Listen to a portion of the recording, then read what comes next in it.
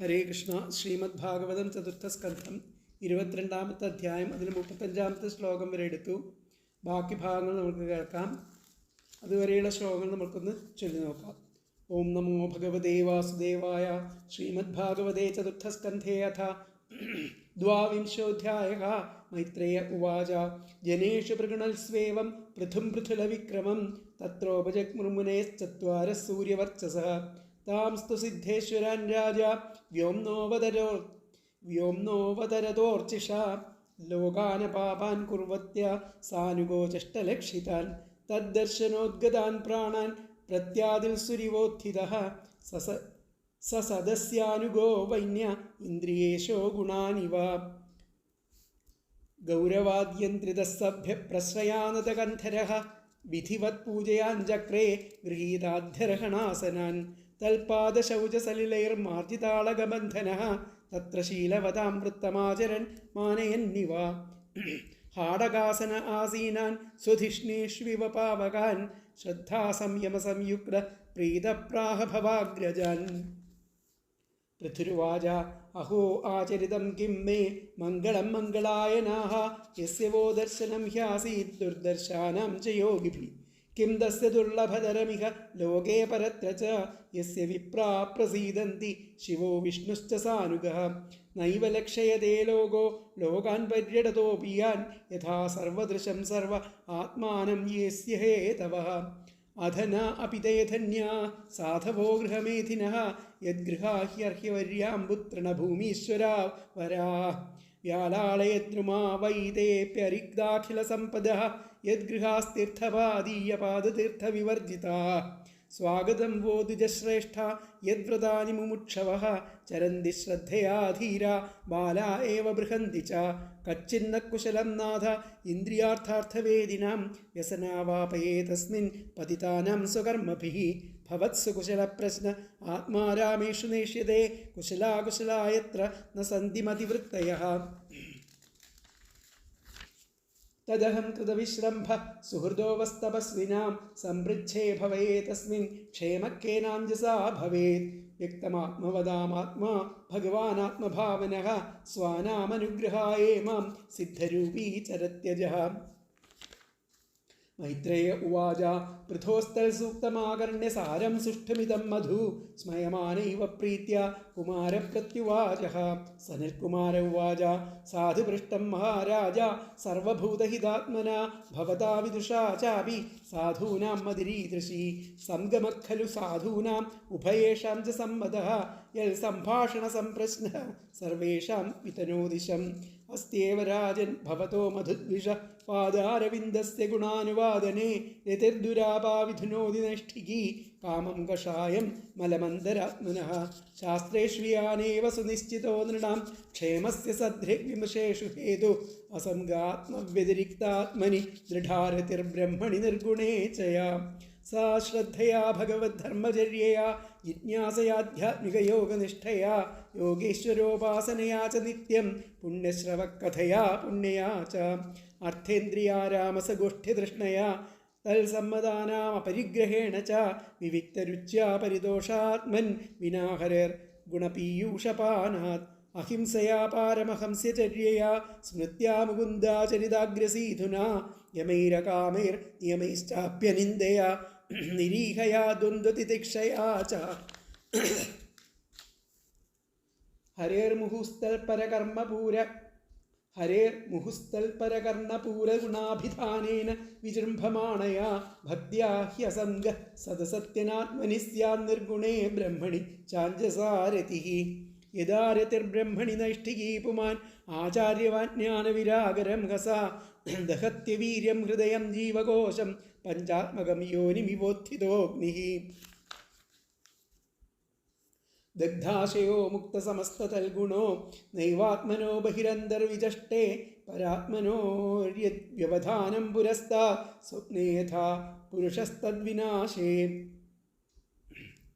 ആത്മാനമിന്ദ്രിയാർത്ഥം ച പരം യദുഭയോരപി സത്യാശയോപാധൗ വൈ പുമാൻ പശ്യതി നാന്യഥാ നിമിത്തേ സതി സർവത്ര ജലാദാവപി പൂരുഷഃ ആത്മനശ്ച പരസ്യാപി ഭിദാം പശ്യതി നാന്യഥാ ഇന്ദ്രിയൈർവിഷയാകൃഷ്ടൈരാക്ഷിപ്തം ധ്യായതാം മനഃ ചേതനാം ഹരതേ ബുദ്ധേ സ്തംഭസ്തോയം ഇവ ഘ്രദാത് ഭ്രശ്യത്യനു സ്മൃതിശ്ചിത്തം ജ്ഞാനഭ്രംശസ്മൃതിക്ഷയേ തദ്രോധം കവയ പ്രാഹുരാത്മാബന്ധമമാത്മനഃ നാദപരതരോ ലോകേ പുംസസ്വാർത്ഥവ്യതിക്രമഃ യദധ്യന്യസ്യ പ്രേയസ്ത്വമാത്മനസ്വവ്യതിക്രമാത് അർത്ഥേന്ദ്രിയാർത്ഥാഭിധ്യാനം സർവാർത്ഥാപന്നവോ നൃണാം ഭ്രംശിതോ ജ്ഞാനവിജ്ഞാനാദ്യേനാവിശതി മുഖ്യതാം ന കുര്യാത് കർഹിചിത് സംഗം തമസ്തീവ്രം തിതീരിഷു ധർമാർത്ഥകാമമോക്ഷാണാം യദത്യന്തവിഘാതകം തത്രാപി മോക്ഷേവാർത്ഥാത്യന്തികതയേഷ്യത്തെ ത്രൈവർഗ്യോർത്ഥോ യതോ നിത്യം കൃതാന്തഭയസംയുതഃ. അടുത്തത് 36-ാമത്തെ ശ്ലോകമാണ് എടുക്കാനുള്ളത്. പരേ വരേ ചയേ ഭാവ ഗുണവ്യതികരാദനൂന തേഷാം വിദ്യതേ ക്ഷേമം ഈശവിധ്വംസിതാശിഷാം. പരേ വരേ ചയേ ഭാവ ഗുണവ്യതികരാദനൂന തേഷാം വിദ്യതേ ക്ഷേമമീശം വിധ്വംസിതാശിഷാം. അപ്പോൾ ആ ഗുണങ്ങളുടെ ആ ക്ഷോഭം നിമിത്തം ആ ഉച്ചനീചത്വം ഉള്ള ആ സൃഷ്ടികൾ ആ ഈശ്വരേച്ഛയാൽ അത് തകർക്കപ്പെട്ട നിലയോടുകൂടിയ അവയ്ക്കൊന്നും ശാശ്വത സുഖം ലഭ്യമല്ല. ഗുണങ്ങളുടെ ക്ഷോഭം നിമിത്തം ആ ഉച്ചനീചത്വം ഉള്ള ആ യാവചില സൃഷ്ടികൾ ആ ഈശ്വരേച്ഛയാൽ തകർക്കപ്പെട്ട നിലനിൽപ്പോടു കൂടിയിട്ടുള്ള അവയ്ക്കൊന്നും നിലനിൽപ്പില്ല. അതുകൊണ്ട് ശാശ്വതമായിട്ടുള്ള സുഖം അതിൽ നിന്നും ലഭ്യമല്ല. പരേ വരേ ചയേ ഭാവ. എന്താ പരേ വരേ ചയേ ഭാവ? പരേ അവരേ ച, അതായത് ഉച്ചനീചത്വം. പരം അവരം, ഉച്ചനീചത്വമുള്ള ഭാവങ്ങൾ ഉള്ള യോ ഭാവ, അങ്ങനെയുള്ള ഗുണവ്യതികരാത്, ഗുണങ്ങളുടെ ക്ഷോഭം നിമിത്തം, ഗുണവ്യതികരാത് അനു, അങ്ങനെയുള്ള ചില സൃഷ്ടികൾ, ഏ ഭാവ ന തേഷാം വിദ്യത്തെ, അതിൽ നിന്നും ഒന്നും ലഭ്യമല്ല. ക്ഷേമം, അശാശ്വതമായിരിക്കുന്ന ക്ഷേമം അതിൽ നിന്നും ലഭിക്കില്ല. ഈശ്വരേച്ഛയാൽ ഈശദ്വിധ്വംസിതാശിഷാം, ഈശ്വരേച്ഛയാൽ തകർക്കപ്പെട്ട നിലയോടുകൂടിയിട്ടുള്ള അവയ്ക്കൊന്നും ശാശ്വത സുഖം അതിൽ നിന്നൊന്നും ലഭ്യമല്ല എന്നുള്ളതാണ് ഇതിൻ്റെ അർത്ഥം. പരേ വരേ ചയേ ഭാവ ഗുണവ്യതികരാദനു ന തേഷാം വിദ്യതേ ക്ഷേമം ഈശവിധ്വംസിതാശിഷാം. അപ്പോൾ ഗുണവ്യതികരാത് അനു, ആ ഗുണങ്ങളുടെ ക്ഷോഭം നിമിത്തം, പരേ അവരേ ച, ഉച്ചനീചത്വം ഉള്ള ഏ ഭാവാഹ, യാവചില സൃഷ്ടികളുണ്ടോ, ഈശവിധ്വംസിതാശിഷാം, ഈശ്വരേച്ഛയാൽ തകർക്കപ്പെട്ട നിലനിൽപ്പോടുകൂടിയ തേഷാം, അവയ്ക്കൊന്നും ക്ഷേമം ശാശ്വത സുഖം ന വിദ്യതേ, ലഭ്യമല്ല. എന്നുകൂടി പറയാം.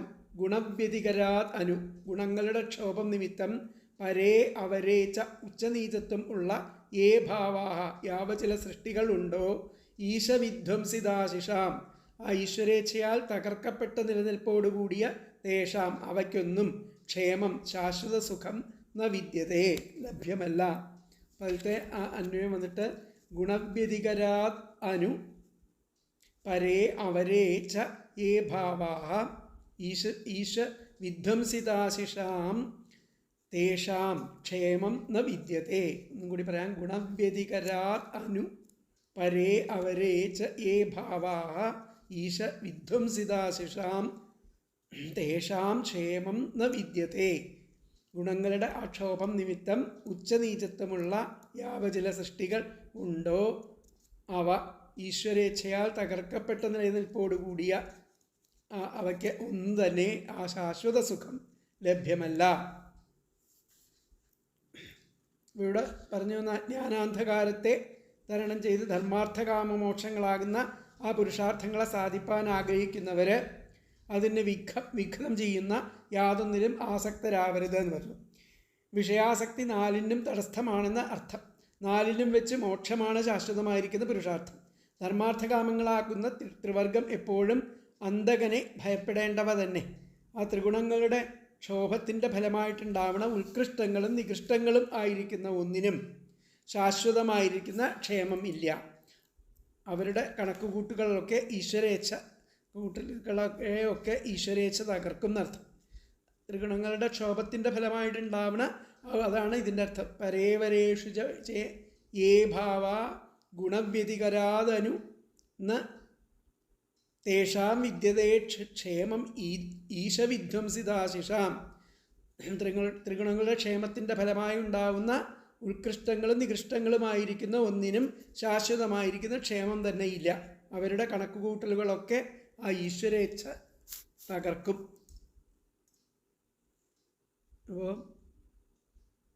ത്രിഗുണങ്ങളുടെ ആ ക്ഷോഭത്തിൽ നിന്നുണ്ടാകുന്ന സർവഭാവങ്ങളും അവ എത്ര ഉത്കൃഷ്ടങ്ങളോ നികൃഷ്ടങ്ങളോ ആകട്ടെ, കാലരൂപിയായിരിക്കുന്ന ഭഗവാന്റെ സങ്കല്പത്താൽ തകർക്കപ്പെട്ട ചിന്തകളോടുകൂടിയ അവയ്ക്ക് ക്ഷേമം ഇല്ല എന്നാണ് ഇവിടെ പറയുന്നത്.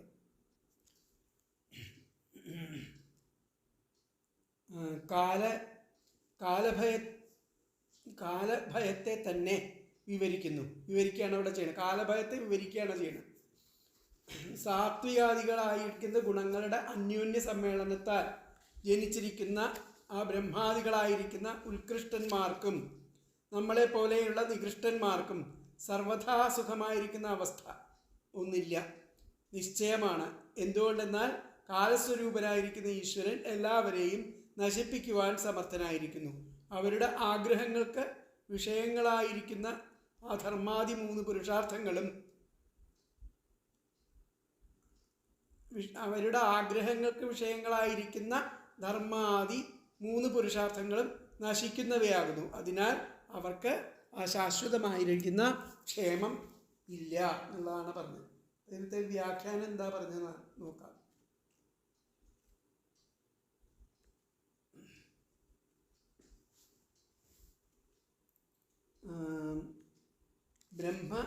ബ്രഹ്മാദയോസ്മാദാദയശ്ച, ബ്രഹ്മാദികളായിട്ടുള്ളവർക്കൊന്നും തന്നെ ഗുണക്ഷോഭാദനുഭവന്തി തേഷാം, ആ ഗുണക്ഷോഭങ്ങൾ കാരണം അവർക്കൊന്നും, ബ്രഹ്മാദി ദേവകൾക്കൊക്കെ തന്നെ ആ ഗുണക്ഷോഭങ്ങൾ ഉള്ളതുകൊണ്ട്, അവരുടെ കർമ്മങ്ങൾക്ക് ഗുണക്ഷോഭങ്ങൾ ഉള്ളതുകൊണ്ട് അവർക്കൊന്നും ശാശ്വതമായിരിക്കുന്ന ക്ഷേമം ഉണ്ടാവുന്നില്ല. തേഷാം ക്ഷേമം ന ബ്രഹ്മാദയോസ്മാദാദേശ്ച അസ്മദാദേശ്ച, ബ്രഹ്മാദയോ അസ്മദാദേശ്ച, ബ്രഹ്മാദികളും നമ്മളെപ്പോലെയുള്ള ആൾക്കാരുകളും, അതായത് ഉത്കൃഷ്ടരും നികൃഷ്ടരുമായിട്ടുള്ള ആൾക്കാർ, അവർക്ക് ഗുണക്ഷോഭാദനു, ആ ഗുണക്ഷോഭങ്ങളെ കൊണ്ട് ഭവന്തി തേഷാം, അവർക്ക് ക്ഷേമം ന തേഷാം ഭവന്തി, അവർക്ക് ക്ഷേമം ഒരിക്കലും ഉണ്ടാവുന്നില്ല, ശാശ്വതമായിരിക്കുന്ന ക്ഷേമം ഉണ്ടാവുന്നില്ല എന്നുള്ളതാണ് വ്യാഖ്യാനത്തിൽ പറഞ്ഞത്. അപ്പോൾ അതിൻ്റെ വ്യാഖ്യാനം ബ്രഹ്മാദയോ അസ്മദാദേശ്ച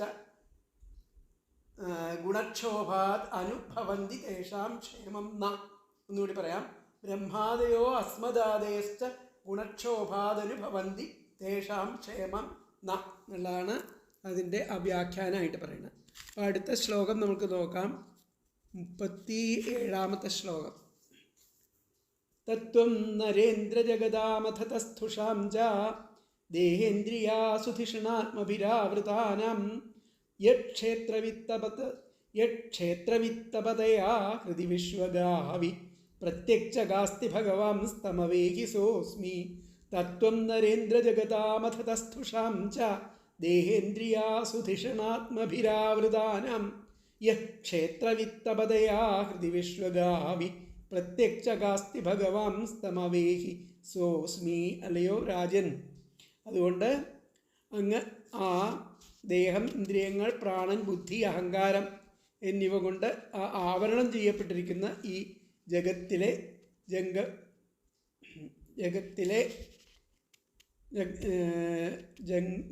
ജഗതാം ജംഗമങ്ങളുടെ ആ ഹൃദയത്തിലും അപ്രകാരം ആ സ്ഥാവരങ്ങളിലും ജഗത്തിലെ സ്ഥാവരങ്ങളും ജംഗമങ്ങളുമായിട്ടുള്ള വസ്തുക്കളിൽ ക്ഷേത്രവിത്തപതയ അന്തര്യാമിയായിട്ട് അവരൊക്കെ അന്തര്യാമിയായും സർവത്ര പ്രകാശകനായിട്ടും പ്രത്യേകാത്മാവായിട്ടും വ്യാപകനായിട്ടും ഏതൊരു ഭഗവാൻ ശോഭിക്കുന്നുവോ ആ സർവേശ്വരനെ അദ്ദേഹം തന്നെ ഞാൻ എന്ന് അറിഞ്ഞാലും. അപ്പോൾ ആ ഈശ്വരൻ തന്നെയാണ് നമ്മൾ എന്നുള്ളത് അറിയണം. അല്ലയോ നരേന്ദ്ര, അതുകൊണ്ട് രാജാവേ, അതിനാൽ അങ്ങ് ആ ദേഹം, ഇന്ദ്രിയങ്ങൾ, പ്രാണൻ, ബുദ്ധി, അഹങ്കാരം എന്നിവയാൽ ആവരണം ചെയ്യപ്പെട്ട ആ ജഗത്തിലെ ജംഗമങ്ങളുടെ ഹൃദയത്തിലും അപ്രകാരം ആ സ്ഥാവരങ്ങളുടെ ഉള്ളിലും ഹൃദയത്തിലും സ്ഥാവരങ്ങളുടെ ഉള്ളിലും ക്ഷേത്രവിത്തപതയ അന്തര്യാമിയായിട്ടും സർവത്ര പ്രകാശകനായിട്ടും പ്രത്യേകാത്മാവായിട്ടും വിശ്വവ്യാപകനായിട്ടും ഏതൊരു ഭഗവാൻ ശോഭിക്കുന്നുവോ ആ സർവേശ്വരനെ അദ്ദേഹം തന്നെ ഞാൻ എന്ന് അറിഞ്ഞാലും. അതാണ് തത്വം നരേന്ദ്ര ജഗതാമഥതസ്ഥുഷാം ച ദേഹേന്ദ്രിയാസുധിഷണാത്മവിരാവൃതാനാം യ ക്ഷേത്രവിത്തപതയാ ഹൃദി വിശ്വഗാവി പ്രത്യക്ഷകാസ്തി ഭഗവാൻ സ്തമവേഹി സോസ്മി. വളരെ പ്രധാനപ്പെട്ട ശ്ലോകങ്ങളാണ്.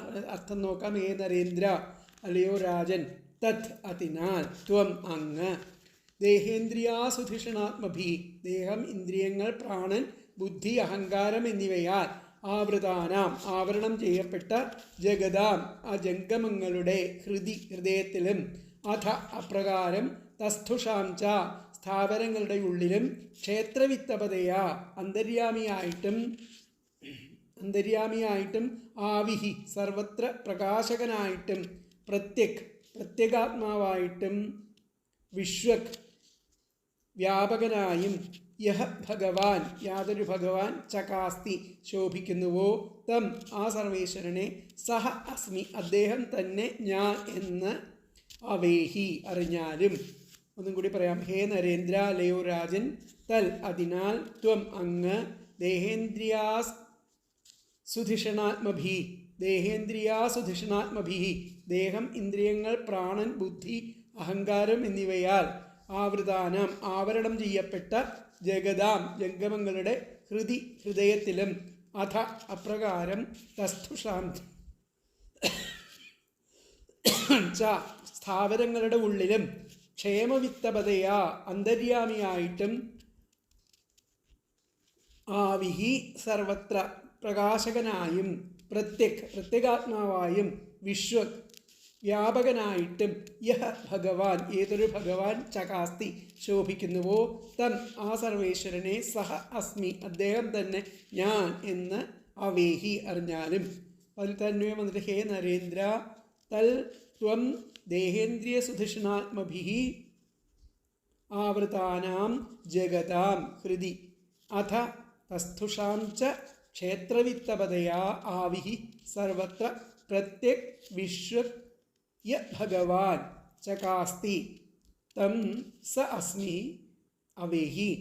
എന്നുകൂടി പറയാം. ഹേ നരേന്ദ്ര, തത് ത്വം ദേഹേന്ദ്രിയാസുധിഷണാത്മഭി ആവൃതാനാം ജഗതാം ഹൃദി അഥ തസ്ഥുഷാം ച ക്ഷേത്രവിത്തപതയാ ആവിഹി സർവത്ര പ്രത്യക് വിശ്വക് യഹ ഭഗവാൻ ചകാസ്തി തം സഹ അസ്മി അവേഹി.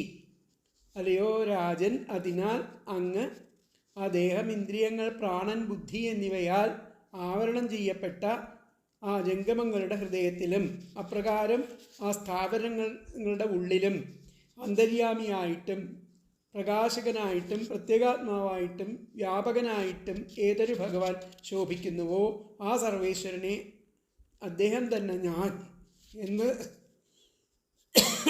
അറിഞ്ഞാലും.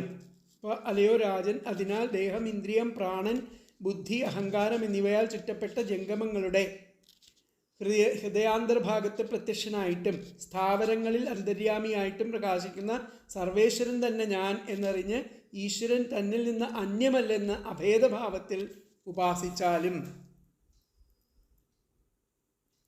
അപ്പോൾ രാജാവേ, അതിനാൽ അങ്ങ് ദേഹം, ഇന്ദ്രിയങ്ങൾ, പ്രാണൻ, ബുദ്ധി, അഹങ്കാരം എന്നിവയാൽ ചുറ്റപ്പെട്ട സ്ഥാവര ജംഗമങ്ങളുടെയെല്ലാം ഹൃദയത്തിൽ ഏതൊരു ഭഗവാൻ വ്യാപകനായും പ്രത്യക്ഷനായും അന്തര്യാമിയായും പ്രകാശിക്കുന്നുവോ അദ്ദേഹത്തെ ജീവാത്മാപരമാത്മാഭേദമില്ലാത്ത എന്ന് അറിയുക. അപ്പോൾ ഹേ നരേന്ദ്ര, വിഷയാഭിലാഷം സർവഥാ അനർത്ഥഹേതുവായതുകൊണ്ട് ദേഹം, ഇന്ദ്രിയങ്ങൾ, പ്രാണൻ, ബുദ്ധി, അഹങ്കാരം എന്നിവയാൽ മൂടപ്പെട്ടിരിക്കുന്ന ആ ജംഗമങ്ങളുടെയും സ്ഥാവരങ്ങളുടെയും ഹൃദയത്തിൽ ശരീരാദിഭാവങ്ങളെ അറിഞ്ഞുകൊണ്ടും അവരുടെ ക്ഷയത്തിലും അഭിവൃദ്ധിയിലും മോദിച്ചും ഖേദിച്ചും കൊണ്ട് പരതന്ത്രനായിരിക്കുന്ന ജീവനെ കർമ്മങ്ങളിൽ ഏർപ്പെടുത്തുന്നവനും സ്വതന്ത്രനും സർവാന്തനും സർവ അന്തരനുമായിട്ട് യാതൊരു ഭഗവാൻ പരാപേക്ഷ കൂടാതെ പ്രത്യക്ഷണമായിട്ട് പ്രകാശിക്കുന്നുവോ ആ ഭഗവാൻ തന്നെ ഞാൻ എന്നുള്ള രൂപത്തിൽ സർവാന്തര്യാമിയായിരിക്കുന്ന ആ ഭഗവാനെ അറിഞ്ഞുകൊള്ളുക. സോഹം എന്നുള്ള ആ നിരന്തര ഭാവനയാൽ ആ ജീവഭാവത്തെ അതിക്രമിച്ച് ആ പരമഭാവത്തെ പ്രാപിക്കുക എന്ന് ഉപദേശ സാരം. തത്വമസി, അഹം ബ്രഹ്മാസ്മി എന്ന രണ്ട് മഹാവാക്യങ്ങളുടെ സാരത്തെ ഈ ശ്ലോകത്തിൽ അടക്കം ചെയ്തിരിക്കുന്നു. എങ്ങനെയെന്നാൽ യാതൊരു ഭഗവാൻ സർവാന്തരനായിട്ട് വിളങ്ങുന്നുവോ അവനാകുന്നു അങ്ങുന്ന ദേഹേന്ദ്രിയങ്ങളല്ല, ഞാൻ ഭഗവാനാകുന്നു എന്ന് നിരന്തര ധ്യാനത്താൽ അവനെ സാക്ഷാത്കരിച്ചു കൊള്ളുക എന്നുള്ള ആ സാരം ഉപദേശത്തിൽ അടങ്ങിയിരിക്കുന്നു. അപ്പോൾ ഇതിലത്തെ വ്യാഖ്യാനത്തിൽ എന്താ പറഞ്ഞത് നോക്കാം. തസ്മാത് അതുകൊണ്ട്, തസ്മാത് ഹേ രാജൻ അല്ലയോ രാജാവേ, ചരാചരാണാം ഹൃദി ചരാചരങ്ങളുടെ ഹൃദയത്തിൽ യഹ പ്രകാശത്തെ ആരാണോ പ്രകാശിക്കുന്നത് സഹ അദ്ദേഹം ഏവാഹമസ്മീതി അദ്ദേഹം തന്നെയാകുന്നു ഞാൻ എന്നുള്ള അറിവ്, ജാനി എന്നുള്ളതിനെ അറിഞ്ഞിരിക്കണം, അർജാനീഹി അറിഞ്ഞിരിക്കുക. തസ്മാത് അല്ലയോ അതുകൊണ്ട്, ഹേ രാജൻ അല്ലയോ രാജാവേ അതുകൊണ്ട് ഹേ രാജ ഹേ തസ്മാത് ഹേ രാജൻ ചരാചരാണാം ചരാചരങ്ങളുടെ ഹൃദയത്തിൽ ഹൃദി യഹ ആരാണോ പ്രകാശിക്കുന്നത് സഹ അദ്ദേഹം തന്നെയാണ്, ഏവാഹം അദ്ദേഹം തന്നെയാണ് ഞാൻ, അസ്മീതി ഈ കാണുന്നതെല്ലാം എന്ന് അറിഞ്ഞിരിക്കേണ്ടതാണ്, ജാനീഹി അറിഞ്ഞിരിക്കേണ്ടതാണ്. വ്യാഖ്യാനം വന്നിട്ട് തസ്മാത് ഹേ രാജൻ ചരാചരാണാം ഹൃദി യ പ്രകാശത്തെ സ ഏവാഹമസ്മീതി ജാനീഹി എന്നുള്ളതാണ് അതിൻ്റെ അർത്ഥം. അപ്പോൾ അല്ലയോ രാജൻ പറഞ്ഞു, ക്ഷേത്രവിത്തപതയ എന്ന വാക്യം ശ്രീധരാചാര്യ രണ്ട് പ്രകാരത്തിൽ അതിനെ വ്യാഖ്യാനിക്കുന്നത്. ക്ഷേത്രവിധം ജീവം തപതി നിയമയതീതി ക്ഷേത്രവിത്തപസ്തസ്യ ഭാവസ്തത്താ തയാന്തര്യാമിരൂപേണ ക്ഷേത്രവിത്ത്. എന്നാൽ ജീവൻ ആ ജീവനെ തപിപ്പിക്കുന്നത് അഥവാ നിയമിക്കുന്നത് ക്ഷേത്രവിത്തപം. അതിൻ്റെ ഭാവം ക്ഷേത്രവിത്തപത, അതിൻ്റെ തൃതീയ ക്ഷേത്രവിത്തപതയാ യദ്വാ ക്ഷേത്രവിത്തേ അഹം മമതാസ്പദേ പാദീതി ക്ഷേത്രവിത്തവസ്ഥേന രൂപേണ, അല്ലെങ്കിൽ ഞാൻ എൻ്റേത് എന്ന ഭാവമുള്ള ഭൂമി, ധനം ഇവയെ രക്ഷിക്കുന്നവൻ്റെ രൂപത്തോടെ ഒക്കെയാണ് അതിൻ്റെ ക്ഷേത്രവിത്തപതയാ.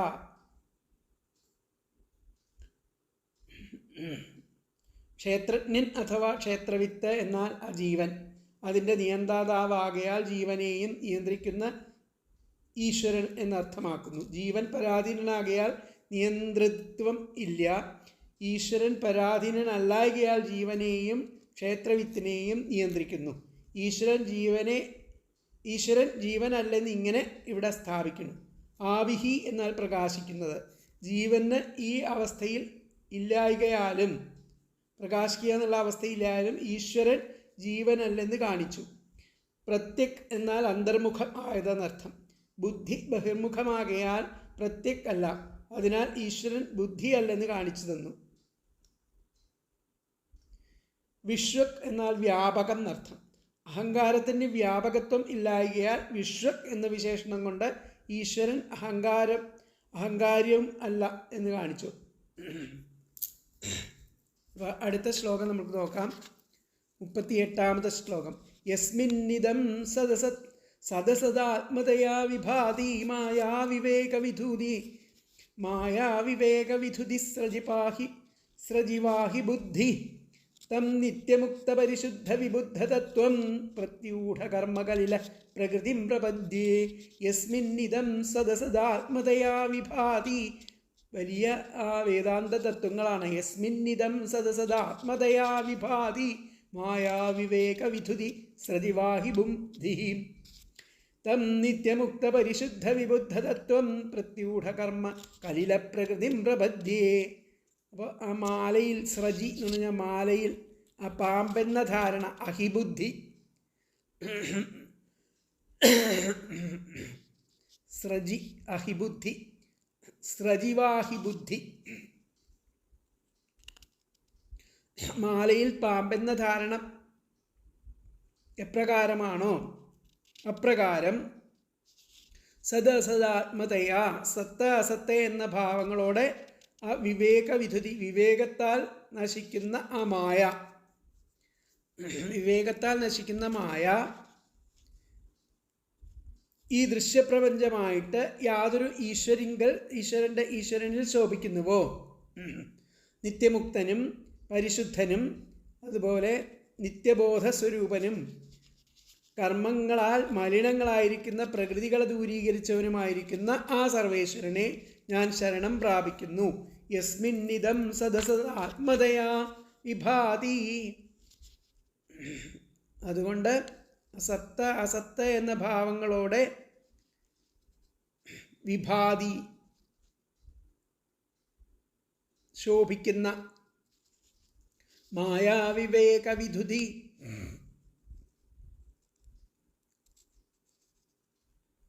വിവേകത്താൽ ആ മായ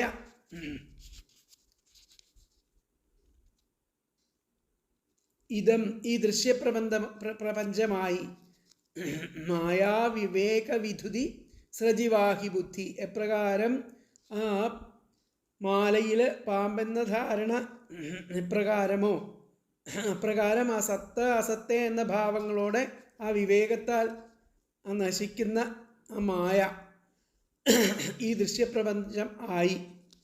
തം നിത്യഭുക്ത പരിശുദ്ധ അപ്രകാരമുള്ള നിത്യമുക്തനും ആ നിത്യബോധസ്വരൂപനും പ്രത്യൂഢകർമ്മകലിലെ പ്രകൃതി കർമ്മങ്ങളാൽ മലിനമായിരിക്കുന്ന പ്രകൃതിയെ ദൂരീകരിച്ചവനുമായിരിക്കുന്ന തം ആ സർവേശ്വരനെ ശരണം പ്രപദ്യേ ഞാൻ ശരണം പ്രാപിക്കുന്നു എന്ന് പറയുന്നു.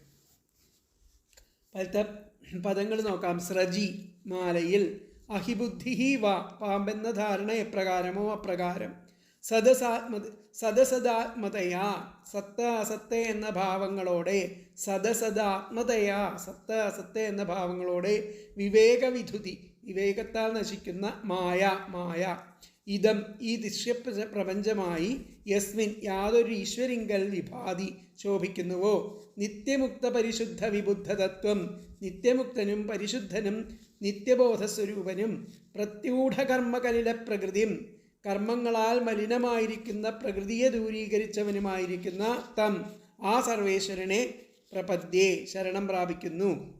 എന്നുകൂടി പറയാം. സ്രജി മാലയിൽ, അഹിബുദ്ധി വാ പാമ്പെന്ന ധാരണ എപ്രകാരമോ അപ്രകാരം, സദസദാത്മതയാ സത്ത അസത്ത എന്ന ഭാവങ്ങളോടെ വിവേകവിധുതി വിവേകത്താൽ നശിക്കുന്ന മായ ഇതം ഈ ദൃശ്യപ്രപഞ്ചമായിട്ട് യസ്മിൻ യാതൊരു ഈശ്വരിങ്കൽ വിഭാതി ശോഭിക്കുന്നുവോ, നിത്യമുക്ത പരിശുദ്ധ വിബുദ്ധതത്വം നിത്യമുക്തനും പരിശുദ്ധനും നിത്യബോധസ്വരൂപനും പ്രത്യൂഢകർമ്മകലിലെ പ്രകൃതിയും കർമ്മങ്ങളാൽ മലിനമായിരിക്കുന്ന പ്രകൃതിയെ ദൂരീകരിച്ചവനുമായിരിക്കുന്ന തം ആ സർവേശ്വരനെ പ്രപദ്യേ ശരണം പ്രാപിക്കുന്നേ. അതിലത്തെ അന്വയം വന്നിട്ട് സ്രജി അഹിബുദ്ധി വാ സദസദാത്മതയാ വിവേകവിധുതി മായാ ഇദം യസ്മിൻ വിഭാതി നിത്യമുക്ത പരിശുദ്ധ വിബുദ്ധതത്വം പ്രത്യൂഢകർമ്മകലില പ്രകൃതിം തം പ്രപദ്യേ. സ്രജി അഹിബുദ്ധി സദസദാത്മതയാ വിവേകവിധുതി മായ ഇദം യസ്മിൻ വിഭാതി നിത്യമുക്ത പരിശുദ്ധ വിബുദ്ധ തത്വം പ്രത്യൂഢകർമ്മകലിലപ്രകൃതിം തം പ്രപദ്യേ.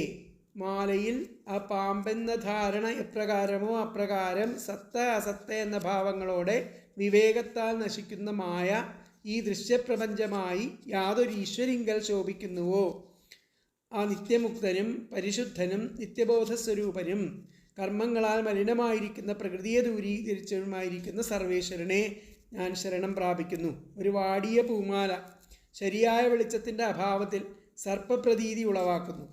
അതുപോലെ ഈ പ്രപഞ്ചം മിഥ്യയാണെങ്കിലും സത്തും അസത്തും ചേർന്നതായിട്ട് തോന്നപ്പെടുന്നു. ഇതാണ് മായയുടെ സ്വഭാവം. ആ മായാബന്ധ വിമുക്തനായാൽ ഈശ്വര സ്വഭാവം അറിയാം.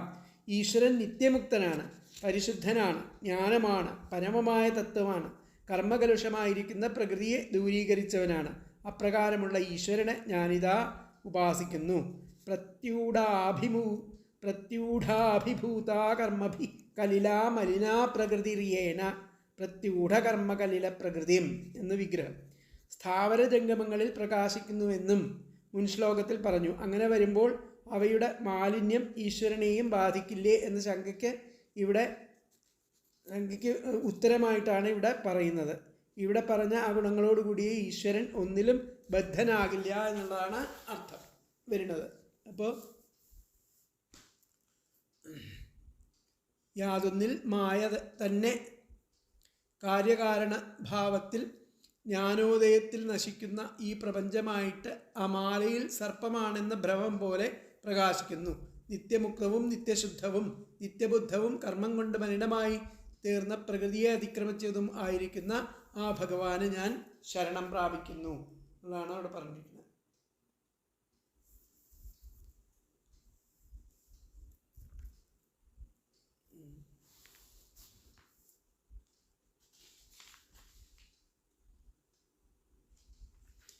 അപ്പോൾ പരമാർത്ഥം ആയിരിക്കുന്ന യാതൊരധിഷ്ഠാനത്തിൽ സ്ഥൂലം സൂക്ഷ്മം കാര്യം കാരണം ഉത്കൃഷ്ടം നികൃഷ്ടം എന്ന ഭാവത്തിൽ ഈ പ്രപഞ്ചം രജ്ജുവിൽ സർപ്പബുദ്ധി പോലെ വിളങ്ങുന്നുവോ ഇങ്ങനെ തോന്നുന്നത് മായാവിലാസമാകുന്നു.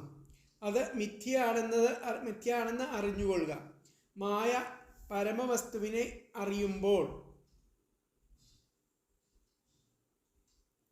തദ്ഭിന്നമായിട്ട് തോന്നിയിരുന്ന പ്രപഞ്ചം മിഥ്യയായിരുന്നുവെന്ന് അനുഭവപ്പെടും. അങ്ങനെ വിവേകമുദിക്കുമ്പോൾ പ്രപഞ്ചപ്രതീതി നശിച്ചു പോകും. രജ്ജുവിൻ്റെ സ്വരൂപം നന്നായി അറിയുന്ന സമയത്ത് അതിൽ തോന്നിയ സർപ്പബുദ്ധി കേവലം ഭ്രാന്തി ആയിരുന്നുവെന്നുള്ളത് അനുഭവം. അത് അനുഭവമാണ്. അപ്പോൾ നിത്യമുക്തമായിരിക്കുന്നു, ഈ അനുഭവം നിത്യമുക്തമായിരിക്കുന്നു. കർമ്മം നിമിത്തമുള്ള സദ്ഭാവ സംബന്ധമില്ലാത്തതിനാൽ പരിശുദ്ധവുമാകുന്നു ഈ ബുദ്ധി. ജ്ഞാനം തന്നെ സ്വരൂപമായിരിക്കുന്നതിനാൽ ഒരു കാലത്തും ആ സ്വാനന്ദത്തിൽ നിന്നും ചലിക്കാതെയും ഇരിക്കുന്നു. അങ്ങനെ സർവാധിഷ്ഠാനമായിട്ടും നിത്യമുക്ത ശുദ്ധ ബദ്ധ സ്വരൂപവുമായും ഇരിക്കുന്ന ആ ഭഗവാനെ ഞാൻ ശരണം പ്രാപിക്കുന്നുവെന്ന് ഭാവം ഇത് അങ്ങയ്ക്ക് ഉറക്കട്ടെ എന്നാണ് പറയുന്നത്. അപ്പോൾ ഇത് വ്യാഖ്യാനത്തിൽ വന്നിട്ട് യസ്മിൻ വിശ്വം, അതുകൊണ്ട് ഈ വിശ്വം കാര്യകാരണഭാവേന, കാര്യകാരണഭാവം കൊണ്ട് മായയായിട്ട് ഭാതി, മായയായിട്ട് കാണപ്പെടുന്നു. തം പ്രപദ്യേ, അതിൽ നിന്നും എനിക്ക് ശരണം വേണം. യസ്മിൻ വിശ്വം കാര്യകാരണഭാവേന മായൈവ ഭാതി, മായയായിട്ട് അനുഭവപ്പെടുന്നു ഈ വിശ്വത്തെ. അതുകൊണ്ട് അതിൽ നിന്നും എനിക്ക് ശരണം തരണം. ഭാതി തം പ്രപദ്യേ എന്നാണ് വ്യാഖ്യാനത്തിൽ. യസ്മിൻ വിശ്വം കാര്യകാരണഭാവേന മായൈവ ഭാതി തം പ്രപദ്യേ എന്നാണ് ഇത് പറഞ്ഞിരിക്കുന്നത്. അപ്പോൾ അടുത്തത് 39ാമത്തെ ശ്ലോകം. അപ്പോൾ മായയുടെ സ്വഭാവം കാണിക്കുകയാണ്. ഉണങ്ങിക്കരിഞ്ഞ ഒരു പൂമാല അരണ്ട വെളിച്ചത്തിൽ പാമ്പാണെന്ന് തോന്നപ്പെടുന്നു. മാലയ്ക്ക് പകരം ഒരു കയർ കഷ്ണമാണ് ചില വേദാന്തികൾ ദൃഷ്ടാന്തമായി പറയാറുള്ളത്. വെളിച്ചം തെളിഞ്ഞാൽ അത് മാലയോ കയറോ ആണെന്ന് യാഥാർത്ഥ്യം ബോധ്യപ്പെടും. ഇതുപോലെ അജ്ഞാനാന്ധകാരം ഹേതുവായിട്ട് പ്രപഞ്ചം സത്യമാണെന്ന് തോന്നും. ജ്ഞാനോദയമാകുന്ന പ്രകാശം പരക്കുമ്പോൾ പ്രപഞ്ചത്തെ പറ്റിയുള്ള ഈ സത്യബോധാവസ്ഥ കേവലം മിഥ്യയാണെന്നും ഈശ്വരൻ മാത്രമേ സത്യമായിട്ടും ഉള്ളുവെന്നും ബോധ്യമാകും. കയറിൽ സർപ്പബുദ്ധി, മിഥ്യാബോധം എന്നർത്ഥം. ഗൗഡപാദസ്വാമികളെ മാണ്ഡുക്യകാരികയിൽ ഈ തത്വം ഇപ്രകാരം ആവിഷ്കരിക്കുന്നുണ്ട്.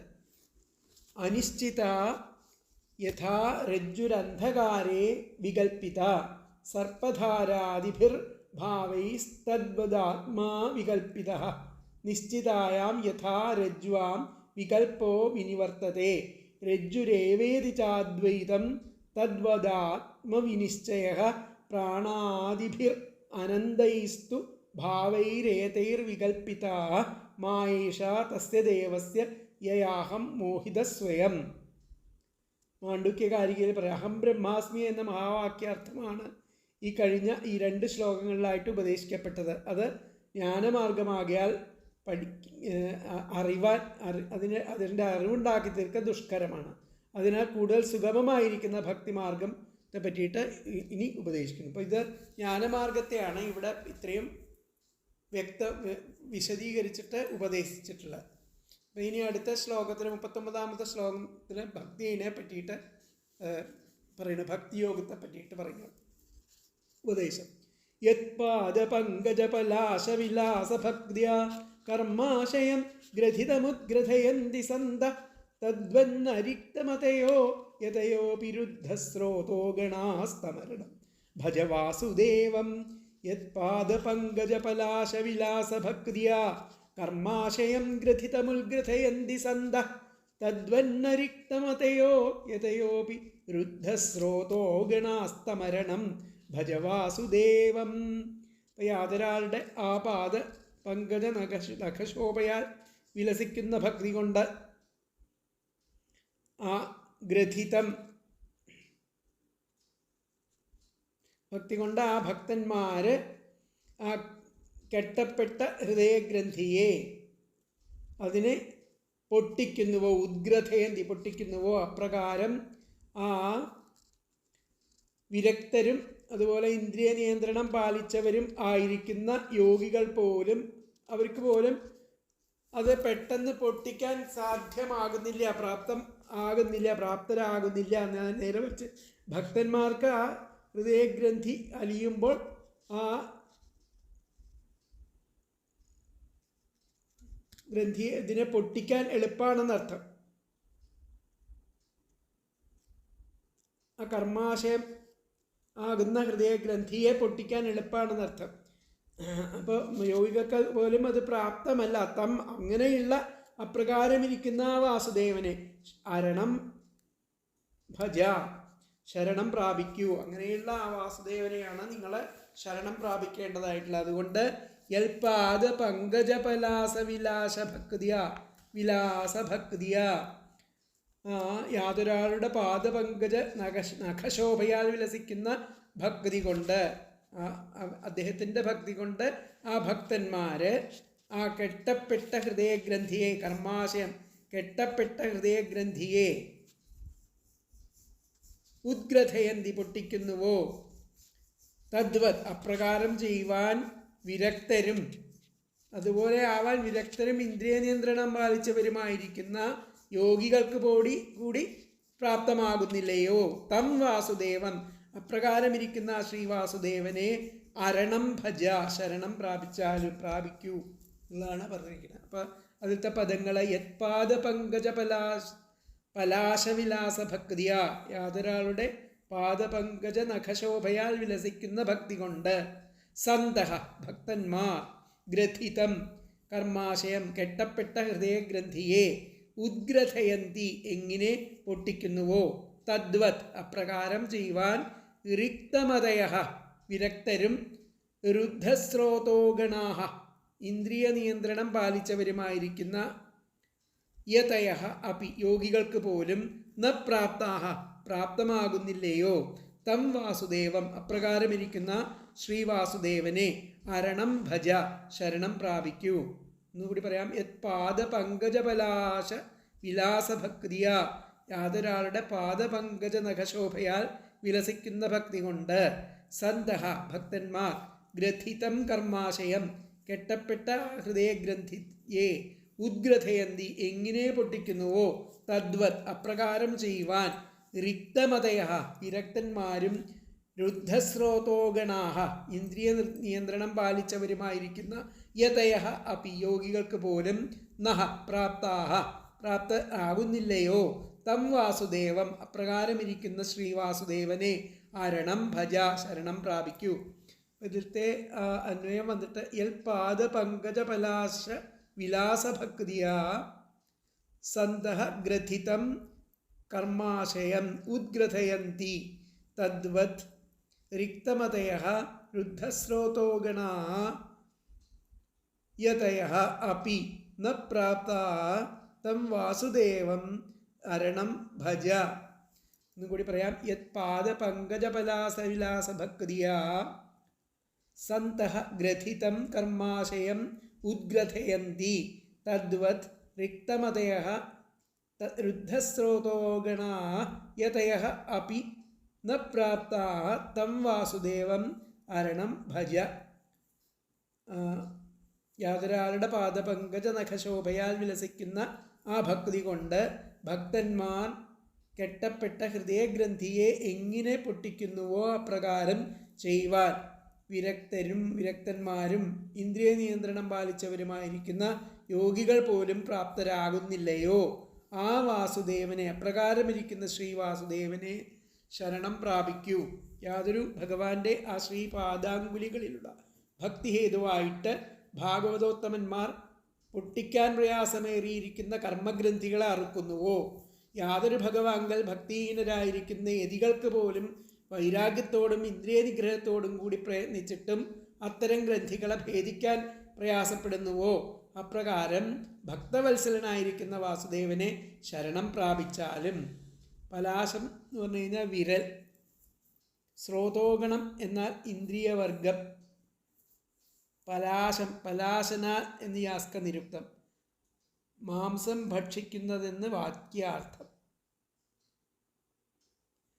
ഭഗവത് പാദപങ്കജത്തിൻ്റെ സാരാംശത്തെ ഉൾക്കൊള്ളുന്നവ ആ വിരലുകൾ എന്നർത്ഥം. അപ്പോൾ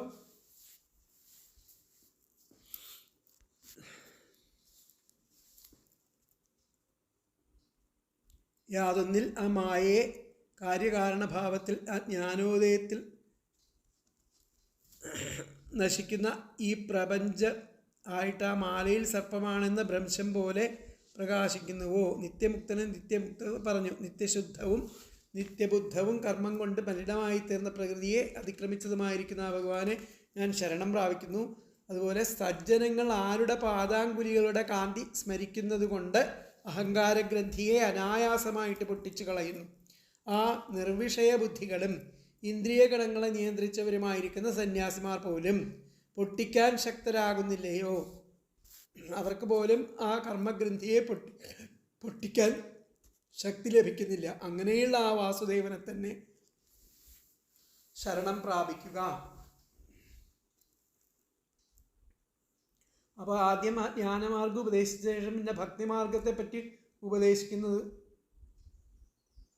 ഉപദേശിക്കുകയാണ്. ജ്ഞാനമാർഗം ദുഷ്കരാണ്, ഭക്തിമാർഗം സുകരം എന്നുള്ള അഭിപ്രായത്തോടു കൂടെ തന്നെ പറയും. യാതൊരു ഭഗവാന്റെ ആ ചെന്താമരപ്പൂവിന് തുല്യങ്ങളായിരിക്കുന്ന ആ പാദങ്ങളിലെ ദളങ്ങൾക്ക് തുല്യങ്ങളായിരിക്കുന്ന വിരലുകളിൽ നിന്നും പുറപ്പെടുന്ന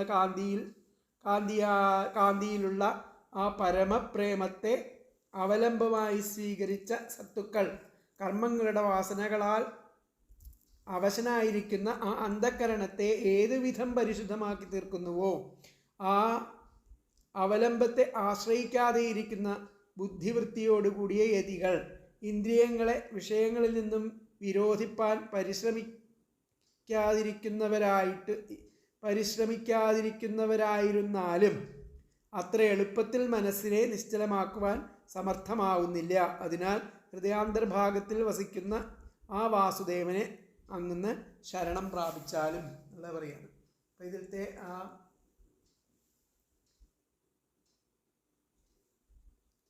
വ്യാഖ്യാനം സാധകന്മാരെ പാദഭക്തിയ ആരുടെ പാദഭക്തി കൊണ്ട്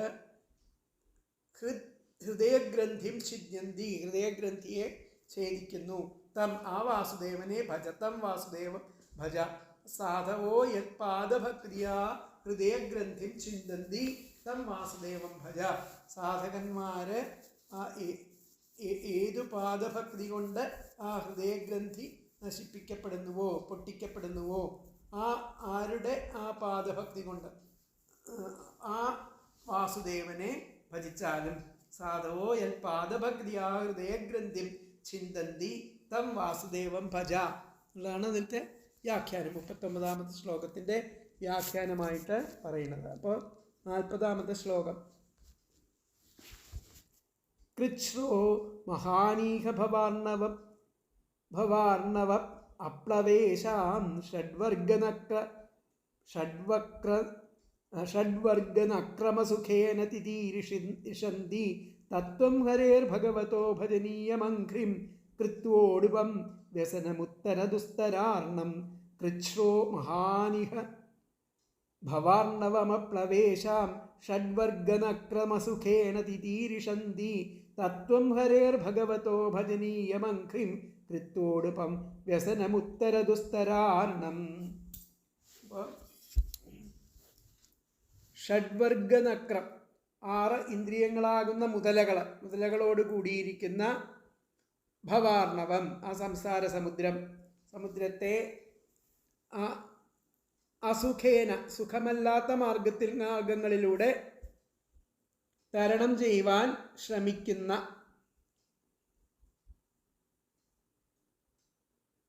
ശ്രമിക്കുന്നതായിരിക്കുന്ന ആ ഈശ്വരനെ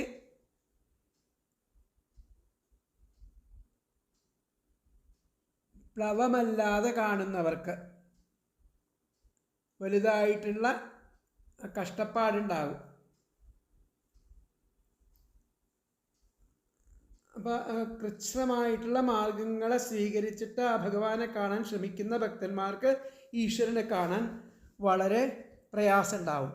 അതായത് ജ്ഞാനമാർഗം പോലുള്ള ദുഷ്കരമായിരിക്കുന്ന മാർഗത്തെ സ്വീകരിച്ചാൽ ആ ഭഗവാനെ കാണാൻ പ്രയാസം ഉണ്ടാവുമെന്നാണ് പറയുന്നത്. അതിനാൽ അങ്ങ് ആ ഭഗവാനായിരിക്കുന്ന ശ്രീഹരിയുടെ ഭജനീയമായിരിക്കുന്ന ശ്രീപാദത്തെ ആ പൊങ്ങുതടിയായിട്ട് കൽപ്പിച്ച് അതിൽ പൊങ്ങുതടിയാകുമ്പോൾ അതിൽ പിടിച്ചിട്ട് നമുക്ക് ആ അർണവം ആ ദുസ്തരാർണം ആ പടുകൂറ്റൻ ആ സംസാരസാഗരത്തെ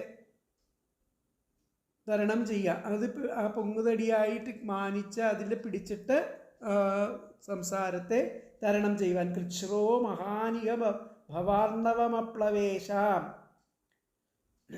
ഷഡ്വർഗനക്രമസുഖേന തിതീരിഷന്തി തത്വം ഹരേർഭഗവതോ ഭജനീയമഘ്രിം കൃത്വോടുപം വ്യസനമുത്തരദുസ്തരാർണം. ഷഡ്വക്രനക്രം എന്ന് പറഞ്ഞു കഴിഞ്ഞാൽ 6 ഇന്ദ്രിയങ്ങളാകുന്ന മുതലകളോടുകൂടിയിരിക്കുന്ന സമുദ്രം ഭവാർണവം. അതിനെ തരണം ചെയ്യുവാൻ സുഖമല്ലാത്ത മാർഗങ്ങളെ സ്വീകരിച്ചാൽ അങ്ങനെ പരിശ്രമിക്കുന്ന ആൾക്കാർക്ക് ഈശ്വരനെ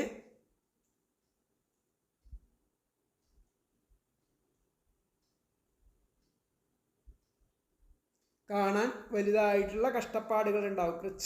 കഷ്ടപ്പാടുകളുണ്ടാവും. കൃച്ഛ്രഹസ്യ. അതിനാൽ അങ്ങ് ആ ഭഗവാനായിരിക്കുന്ന ആ ശ്രീഹരിയുടെ ആ ഭജനീയമായിരിക്കുന്ന ആ ശ്രീപാദത്തെ പൊങ്ങുതടിയായിട്ട് കൽപ്പിച്ചിട്ട് ആ വ്യസനകരവും മറുകര പറ്റാൻ പ്രയാസവുമായിരിക്കുന്ന സംസാരത്തെ തരണം ചെയ്താലും എന്നാണ് പറയുന്നത്. ഇവിടുത്തെ പദങ്ങളെ ഷഡ്വർഗനക്രം 6 ഇന്ദ്രിയങ്ങളാകുന്ന മുതലകളോട് കൂടിയിരിക്കുന്ന ഭവാർണവം സംസാര സമുദ്രത്തെ അസുഖേന സുഖമല്ലാത്ത മാർഗങ്ങളിലൂടെ തിതീരിഷന്തി തരണം ചെയ്യുവാൻ ശ്രമിക്കുന്ന അപ്ലവേശാം ആ ഈശ്വരനെ പ്ലവമല്ലാതെ കാണുന്നവർക്ക് ഇഹ ഇവിടെ മഹാൻ വലുതായിരിക്കുന്ന കൃച്ഛ്രഹ സ്യാത് കഷ്ടപ്പാടുകൾ ഉണ്ടാവും. തത് അതിനാൽ ത്വം അങ്ങയ്ക്ക് ഭഗവതഃ ഭഗവാനായിരിക്കുന്ന ഹരേഹേ ആ ശ്രീഹരിയുടെ ഭജനീയമായിരിക്കുന്ന ആംഘ്രിം ശ്രീപാദത്തെ ഉടുപം പൊങ്ങുതടിയായിട്ട് കൃത്വാ കൽപ്പിച്ച് വ്യസനം വ്യസനകരവും ദുസ്തരാർണം മറുകര പറ്റാൻ പ്രയാസവുമായിരിക്കുന്ന സംസാരത്തെ ഉത്തരം തരണം ചെയ്താലും എന്നുള്ളതാണ് പറയുന്നത്. എന്നുകൂടി പറയാം. ഷഡ്വർഗനക്രം 6 ഇന്ദ്രിയങ്ങളാകുന്ന മുതലകളോട് കൂടിയിരിക്കുന്ന ഭവാർണവം സംസാര സമുദ്രത്തെ അസുഖേന സുഖമല്ലാത്ത മാർഗങ്ങളിലൂടെ തിതീരിഷന്തി തരണം ചെയ്യുവാൻ ശ്രമിക്കുന്ന അപ്ലവേശ ഈശ്വരനെ പ്ലവമല്ലാതെ കാണുന്നവർക്ക്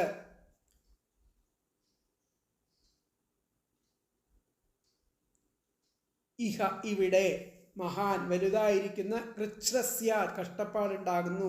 തത് അതിനാൽ ത്വം അങ്ങ് ഭഗവതഃ ഭഗവാനായിരിക്കുന്ന ഹരേയെ ശ്രീഹരിയുടെ ഭജനീയമായിരിക്കുന്ന അംഘ്രിം ശ്രീപാദത്തെ ഉടുപം പൊങ്ങുതടിയായിട്ട് കൃത്വ കൽപ്പിച്ച് വ്യസനകരവും ദുസ്തരാർണം മറുകര പറ്റാൻ പ്രയാസവും ആയിരിക്കുന്ന സംസാരത്തെ ഉത്തര തരണം ചെയ്താലും. ഇപ്പോഴത്തെ അന്വയം വന്നിട്ട് ഷഡ്വർഗനക്രം ഭവാർണവം അസുഖേന തിതീരിഷന്തി അപ്ലവേശം ഇഹ മഹാൻ കൃച്ഛ്രഃ സ്യാത് തത് ത്വം ഭഗവതഃ ഹരേഃ ഭജനീയം അംഘ്രിം ഉടുപം കൃത്വാ വ്യസനം ദുസ്തരാർണം ഉത്തര. ഒന്നുകൂടി പറയാം. ഷഡ്വർഗനക്രം ഭവാർണവം അസുഖേന തിതീരിഷന്തി അപ്ലവേശാം ഇഹ മഹാൻ കൃച്ഛ്രഃ സ്യാത് തത് ത്വം ഭഗവതഃ ഹരേഃ ഭജനീയം അംഘ്രിം ഉടുപം കൃത്വാ വ്യസനം ദുസ്തരാർണം ഉത്തര. 6 ഇന്ദ്രിയങ്ങളാകുന്ന മുതലകളോട് കൂടിയിരിക്കുന്ന സംസാര സമുദ്രത്തെ സുഖമല്ലാത്ത മാർഗങ്ങളിലൂടെ തരണം ചെയ്യുവാൻ ശ്രമിക്കുന്ന ഈശ്വരനെ പ്ലവം അല്ലാതെ കാണുന്നവർക്ക് ഇവിടെ വലുതായിട്ടുള്ള കഷ്ടപ്പാടുകൾ ഉണ്ടാവും. അതിനാൽ അങ്ങ് ആ ഭഗവാനായ ആ ശ്രീഹരിയുടെ ആ ഭജനീയമായിരിക്കുന്ന ശ്രീപാദത്തെ പൊങ്ങുതടിയായിട്ട് കൽപ്പിച്ചിട്ട് വ്യസനകരവും മറുകര പറ്റാൻ പ്രയാസവുമായിരിക്കുന്ന ആ ഭവാർണത്തെ തരണം ചെയ്താലും സംസാരസാഗരം തരണം ചെയ്യുവാനുള്ള ഒരു കപ്പലായി ആ ഭഗവാനെ ആശ്രയിക്കാത്ത ആ ഭക്തിഹീനന്മാർക്ക് അത് കടപ്പാൻ ക്ലേശിക്കേണ്ടി വരും. അവർക്ക് മുതലായ 6 പ്രകാരത്തിലുള്ള ജലജീവികളുടെ ഉപദ്രവം കൊണ്ട് സംസാര സമുദ്രം കടക്കൽ സാധ്യപ്രായമായിരിക്കും. അതിനാൽ അങ്ങ് ഭഗവാൻ ശ്രീഹരിയെ ഭജിക്കാൻ യോഗ്യങ്ങളായിരിക്കുന്ന ശ്രീപാദങ്ങളെ സംസാരസാഗരം തരണം ചെയ്യുവാനുള്ള ഒരു പൊങ്ങുതടിയായി സങ്കല്പിച്ച് അതിലൂടെ ദുസ്തരമായിരിക്കുന്ന ഭവാർണവം തരണം ചെയ്താലും. ഷഡ്വർഗം എന്ന് പറഞ്ഞാൽ സമുദ്രപക്ഷത്തിൽ നക്രം, മകരം, തിമിംഗലം മുതലായ സമുദ്രജീവികൾ 6 ജീവികൾ. നക്രം, മകരം, തിമിംഗലം എന്നൊക്കെ തുടങ്ങിയിട്ട് 6 ജീവികളുണ്ട്. സമുദ്രജീവികളും തിരമാല, കടൽക്ഷോഭം, അപാരത എന്നിവയും. അപ്പോൾ ഈ 3 നക്രം, മകരം, തിമിംഗലം മുതലായ സമുദ്രജീവികളും തിരമാല, കടൽക്ഷോഭം, അപാരത എന്നിവയും ഈ 6 ഷഡ്വർഗം ആകുന്ന നക്രം സാധാരണ സമുദ്രം തരണം ചെയ്യുവാൻ. ഇപ്പോൾ സംസാരപക്ഷത്തിലെ ഊർമികൾ എന്ന് പറയും. 6 ഊർമികൾ, അതായത് അശനാച, പിപാസാച, വിശപ്പ്, ദാഹം, പിപാസാച, ശോകം, മോഹം, ജര, മൃതി, ശോകം, മോഹം, മരണം. ഇവയൊക്കെയാണ് 6 ഊർമികൾ സംസാര സാഗരത്തിൽ. ഭയങ്കര പ്രയാസമുള്ള, അതിനെയൊക്കെ തരണം ചെയ്യാൻ പ്രയാസമാണ്. അശന ഭക്ഷണം, പിപാസ വിശപ്പ്, ദാഹം, ശോകം, മോഹം, ജര, മൃതി, ഇങ്ങനെയുള്ള ഷഡൂർമയ പ്രോക്ത. അതാണ് അശന ച പിപാസാച ശോകമോഹൗ ജരാ മൃതി ഏതേ ഷഡൂർമയ പ്രോക്ത.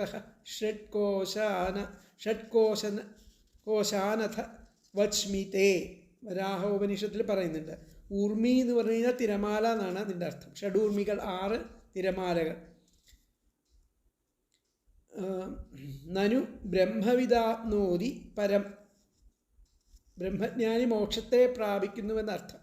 ഇവിടെ ആ ഭക്തിയുടെ മഹാത്മ്യം പറഞ്ഞത് ആ ശ്രുതിക്ക് വിരുദ്ധമാവില്ലേ എന്ന് സംശയിക്കാം. എന്നാൽ ജ്ഞാനമാർഗത്തെ അവലംബിച്ചാൽ സംസാരം കടക്കാൻ അസാധ്യമാണെന്ന് പറഞ്ഞിട്ടില്ല.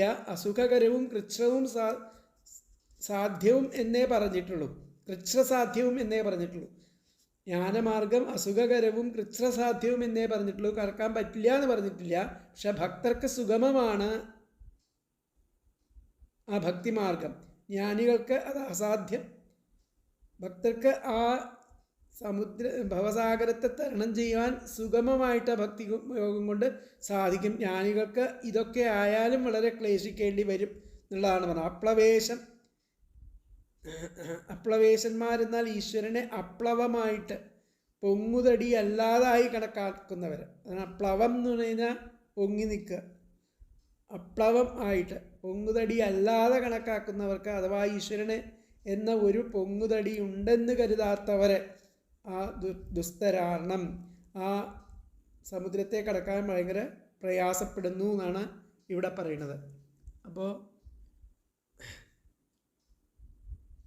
ആ സംസാരത്തിന് അക്കരെ കടക്കാൻ ഭഗവാനെ ആശ്രയിക്കാത്തവർക്ക് അത് കടക്കുന്നത് വളരെ ക്ലേശം തന്നെ. ഇവർ ഇന്ദ്രിയങ്ങളാകുന്ന മുതലകളോടുകൂടിയ ആ സംസാരാർണവത്തെ വളരെ ക്ലേശിച്ചു കടക്കാൻ ആഗ്രഹിക്കുന്നു. അതിനാൽ അങ്ങ് ആ ഭഗവാന്റെ സർവസേവ്യമായിരിക്കുന്ന പാദപത്മം തോണിയാക്കി കൽപ്പിച്ചിട്ട് ആ ദുഃഖാത്മകവും ദുസ്തരവും ആയിരിക്കുന്ന സംസാര സമുദ്രത്തെ കടക്കുക എന്നുള്ളതാണ് ഇവിടെ പറഞ്ഞിരിക്കുന്നത്. അപ്പോൾ ജ്ഞാനമാർഗം മുക്തിപ്രദം എന്നല്ല, പ്രയാസം അധികമാണെന്ന് മാത്രമാണ് ഇവിടെ സൂചിപ്പിക്കുന്നത്. അപ്പോൾ സുഖമാർഗമായിരിക്കുന്ന ഭക്തിയെ ഉപദേശിച്ച് അവസാനിപ്പിക്കുന്ന ആ യമനിയമ പ്രാണായാമാദികളുടെ അഭ്യാസം സാധനാദശയിൽ തന്നെ സുഖപ്രദങ്ങളല്ലാത്തതുകൊണ്ട് ആ ഈശ്വരഭക്തിയെ ആശ്രയിക്കാതെ ജ്ഞാനാഭ്യാസത്തിൽ പരിശ്രമിക്കുന്നവർക്ക് പ്രാരംഭത്തിൽ മഹത്തായിരിക്കുന്ന കഷ്ടപ്പാടുകളുണ്ട്. അതുകൊണ്ട് അങ്ങ് ആ ഭഗവാന്റെ ഭജനീയമായിരിക്കുന്ന പാദപത്മത്തെ കപ്പലായി ആശ്രയിച്ചിട്ട് മറ്റുള്ളവർക്ക് കടപ്പാൻ പ്രയാസമായിരിക്കുന്ന ആ സംസാര സമുദ്രത്തെ സുഖമായി കടന്നുകൊള്ളുക. അവ്യക്താഹി ഗതിർ ദുഃഖം ദേവദ്ഭിർ അവാപ്യതേ എന്ന ആ ഗീതോപദേശത്തെ ഇവിടെ അനുവദിച്ചിരിക്കുന്നു. അപ്പോൾ ഇതിലത്തെ വ്യാഖ്യാനം എന്താ പറഞ്ഞത്? അതഹ, അതുകൊണ്ട് സംസാരം തിതീർഷും നരോ, സംസാരത്തെ അതിക്രമിക്കാൻ മനുഷ്യൻ ധർമാദിവർഗനാശകം, ആ ധർമാദികളായിരിക്കുന്ന ആ പുരുഷാർത്ഥങ്ങളെ ഇല്ലാതെയാക്കണം. വർഗനാശകം കർക്കിച്ചിൽ സംഘം ന കുര്യ, ആ ആസക്തികളെയൊക്കെ അവിടെ ഇല്ലാതെയാക്കണം. അത് കഴിഞ്ഞതാണല്ലോ അല്ല.